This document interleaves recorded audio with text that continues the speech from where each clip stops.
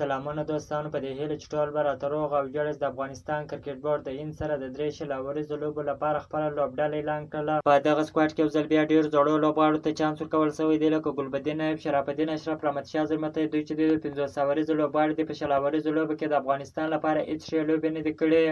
کوم لوبغاړي چې په شل اوریزو لوبو کې د افغانستان لپاره ښې لوبې کړې دي، هغو ته چانس نه دی ورکړی، لکه صدیق الله اتل د متحده عربي اماراتو په خلاف یې هم واخیستی، خو لوبه کې چانس نه کوي ور.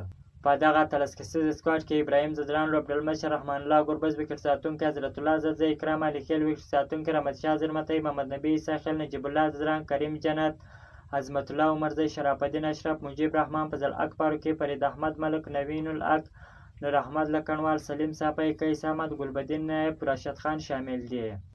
د هند خلاف د 3 شل اوریزو لوبو لپاره ستاسو په نظر دغه څنګه سکواډ؟ زما په نظر د ګلبدین نایب پر ځای شرف الدین اشرف، رحمتشاه پر ځای چې ځوانانو ته چانس ورکړی وای نو ډېره ښه پیله به درلودلی. او بل د کرکټ نړیوال شورا د کرکټ نړیوال جام سیالیو مهالویش اعلان کړی چې افغانستان به خپله لومړۍ لوبه د یوګانډا سره کوي. ټاکل شوی دی چې د 2024 شل اوریز جام د جون میاشتې په لومړۍ نیټه ترسره کېږي. دغه لوبې په امریکا او ویسټ انډیز په کوربهتوب ترسره کېږي چې پای لوبه د جون میاشتې پر 29مه نیټه په ویسټ انډیز کې ترسره کېږي. د کرکټ نړیوال شورا پرون د شل اوریزو سیالیو لپاره مهالویش اعلان کړی چې په دغه سیالیو کې 10 لوبډلې ګډون کوي. په 4 ګروپونو ویشل شوي دي. افغانستان لوبډله په ګروپ سی کې ده چې د نیوزیلند، ویسټ انډیز، یوګانډا او فینجي سره به خپل 4 لوبې ترسره کوي.